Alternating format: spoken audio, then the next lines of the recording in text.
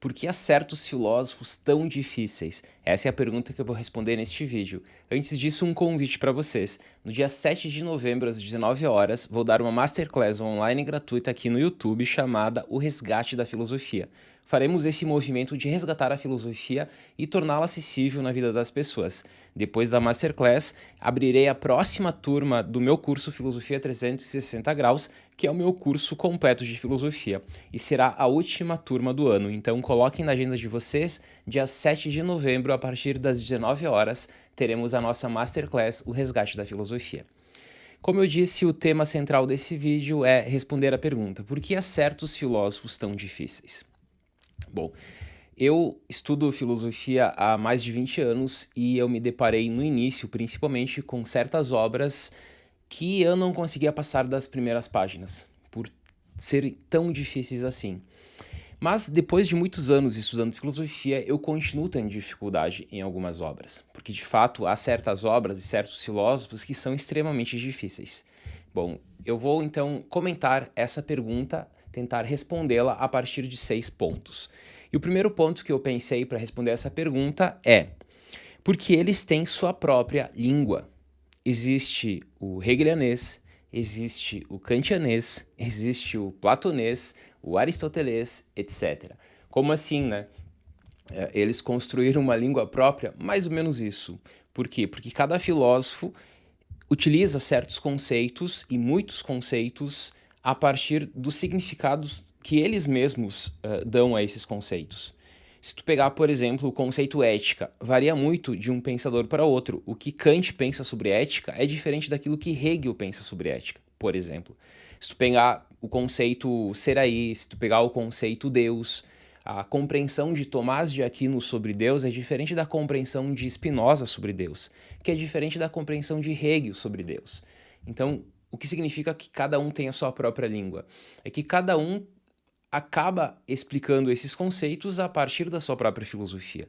A filosofia desses pensadores é a própria linguagem que eles utilizam.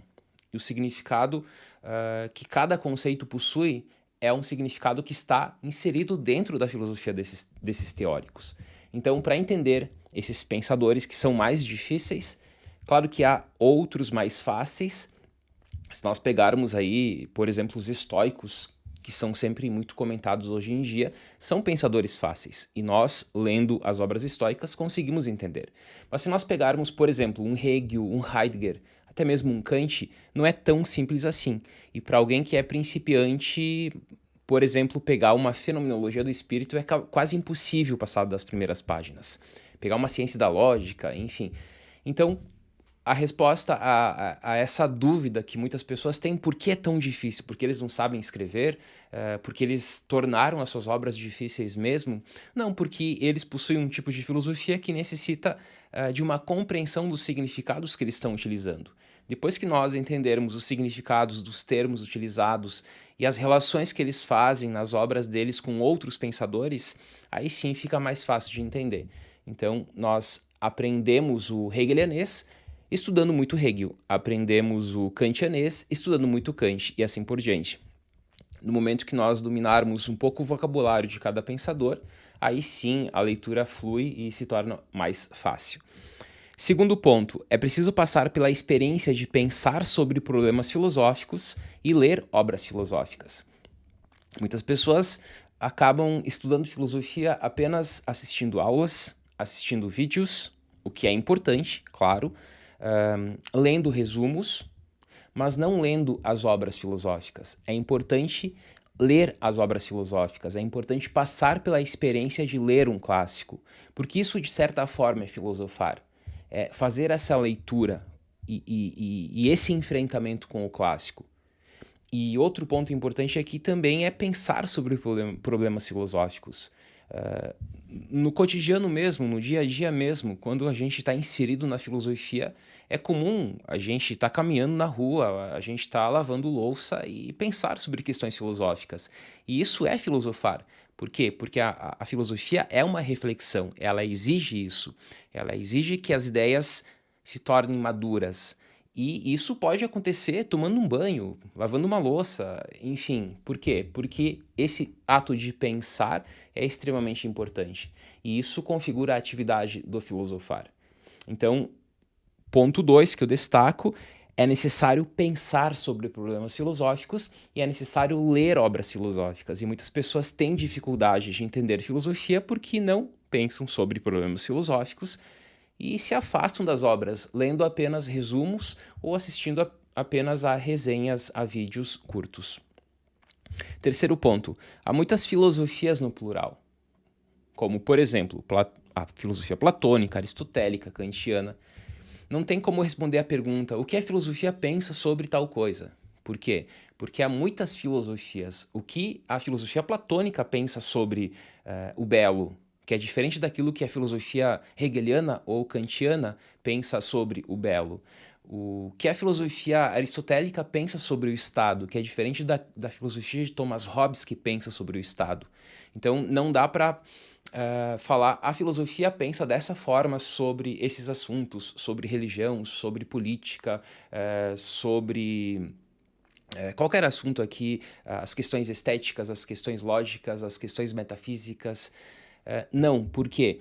Porque cada linha de pensamento, cada filósofo, ou dentro de uma escola, por exemplo, cada escola filosófica possui um tipo de pensamento sobre esses diversos assuntos. Então, a pergunta, o que a filosofia pensa sobre X, não deve ser feita, por quê? Porque nós temos que acrescentar que tipos de filosofia eu quero saber. O que a filosofia, então, aristotélica pensa sobre X, que é diferente daquilo que a filosofia platônica pensa sobre X. Isso pode confundir muitas pessoas, por quê? Porque o leigo, principalmente, que está começando na filosofia, acaba sempre pensando a filosofia como uma ciência. E aí é possível perguntar o que a física pensa sobre a realidade hoje, que é diferente da filosofia. O que a filosofia de Nietzsche pensa sobre a realidade, que é diferente do que a filosofia de Agostinho, que pensa sobre a realidade. Então, devemos pensar sempre a filosofia no plural. Próximo ponto, eu vejo a filosofia como um saber que vai à raiz de tudo, mas também como uma atividade. Esse é o nosso quarto ponto. Sim, a filosofia é um tipo de conhecimento e ela, por meio desse tipo de conhecimento, vai à raiz dos problemas, vai aos fundamentos dos problemas, e daí ela se diferencia do conhecimento científico, do conhecimento religioso, do senso comum, do artístico. A filosofia não é uma ciência, não é uma ciência humana, como muitos acabam colocando ela dentro das humanas. Se eu for, por exemplo, numa universidade, é comum encontrar filosofia próxima aos cursos das humanidades, mas facilmente poderia encontrar filosofia próxima aos cursos das exatas. Não tem problema algum. Por quê? Porque a filosofia dialoga com todos esses saberes científicos. Então, a filosofia sim é um tipo de conhecimento e, diferentemente da ciência, a proposta da filosofia é ir à raiz dos problemas, é ser radical nesse sentido. E não buscar a compreensão apenas de um tipo de objeto. Por exemplo, a sociedade para a sociologia, a matéria para a química, e aí segue. A filosofia pensa sobre o todo e vai à raiz dos problemas. E além disso, a filosofia deve ser entendida também como uma atividade. A filosofia é a atividade de descobrir a maneira correta de pensar sobre as coisas. Toda vez que a filosofia para e pensa, será que não há outra maneira de pensar sobre esse assunto? Aí eu dou um passo para trás em relação ao saber científico e aí eu estou fazendo filosofia. E a filosofia também é uma atividade no sentido de pensar, de refletir, de ser crítico, de viver filosoficamente. Então eu posso ter como estilo de vida, que é um estilo reflexivo de vida, um estilo a partir da filosofia. Eu posso ter, então, esse estilo de vida filosófico. Quinto ponto que eu destaco são as motivações para estudar filosofia. E isso pode também gerar essa confusão, porque alguns pensadores são mais complicados que outros. Por quê? Porque se eu buscar, por exemplo, quero ler filosofia e pego uma obra de metafísica, eu vou encontrar mais dificuldade do que eu ler uma obra de ética, por exemplo. Então, é comum isso. Inclusive, nas minhas aulas, eu sempre tive mais dificuldade de apresentar o conteúdo de epistemologia, de metafísica, do que, por exemplo, de ética, de filosofia política. Por quê? Porque ética e filosofia política tu facilmente vincula com o cotidiano. Já a metafísica, a epistemologia é mais difícil. Mas quais são as motivações que eu destaco para o saber filosófico? A primeira é a intelectual. Por quê? Porque estudando filosofia, conhecendo os clássicos da filosofia, a gente acaba construindo uma vida intelectual e a gente acaba se tornando intelectual. Porque tu vai ler obras do século V a.C., do período medieval, do período moderno, do período contemporâneo, e tu vai se debruçar sobre esses grandes clássicos. E aí, ao ter esse contato com uma metafísica aristotélica ou com uma metafísica de Leibniz, tu vai estar em contato com algo que comumente tu não estaria em contato. Então, uma motivação ao estudar filosofia é uma motivação intelectual, é de construir uma vida intelectual. A segunda motivação é existencial. Muitas pessoas buscam na filosofia um conforto, uma ajuda existencial, uma forma para encarar bem a vida, para viver bem, uma forma para se encontrar, para ser feliz. Uma questão existencial. A filosofia, sim, é uma arte de viver nesse sentido. E tem também motivações específicas. As motivações específicas eu chamo de específicas por quê? Porque dependendo do teu interesse, tu vai buscar na filosofia apenas aquilo que preenche a lacuna que tu possui.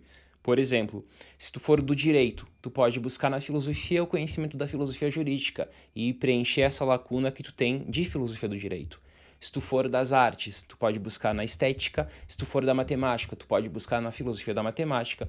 Se tu for de qualquer área, tu pode encontrar na filosofia a filosofia dessa área e assim buscar um conhecimento específico a partir da filosofia. E sexto e último ponto, a filosofia ao longo desses mais de 2.500 anos, ela tem momentos de fácil e de difícil compreensão. Normalmente, quando a filosofia é de fácil compreensão, porque foi uma filosofia feita para leigos, foi uma filosofia feita para não acadêmicos, para as pessoas da comunidade. Então, muitas obras filosóficas, tu pega, tu lê e tu entende tudo que tem nela. Claro, com aquele esforço hermenêutico interpretativo para, por exemplo, se uma obra foi escrita na antiguidade, ter esse cuidado que foi escrita na antiguidade não poderia, então, ter os pressupostos atuais, né? Então, tendo esse cuidado, há muitas obras filosóficas escritas para leigos, para os não acadêmicos, e essas são obras fáceis. Já, de modo geral, as obras mais difíceis são as obras escritas para acadêmicos, são obras escritas para os que já filosofam, para os que já fazem parte desse mundo da filosofia. Por isso, ler um livro difícil, cito novamente a Fenomenologia do Espírito, por exemplo, do Hegel,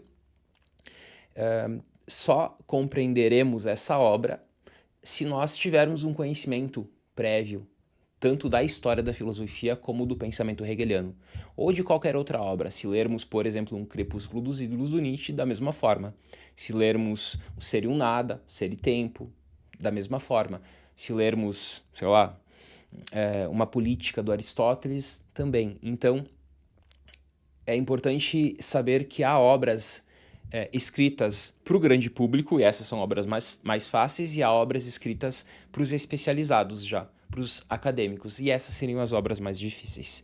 Bom, pessoal, então quero destacar novamente o convite para vocês. Dia 7 de novembro, às 19 horas, coloquem na agenda de vocês, teremos uma Masterclass online gratuita aqui no YouTube chamada O Resgate da Filosofia. E logo depois da Masterclass eu vou abrir a próxima turma do Filosofia 360 Graus. Espero vocês, então, no dia 7 de novembro, às 19 horas. Um forte abraço e até mais.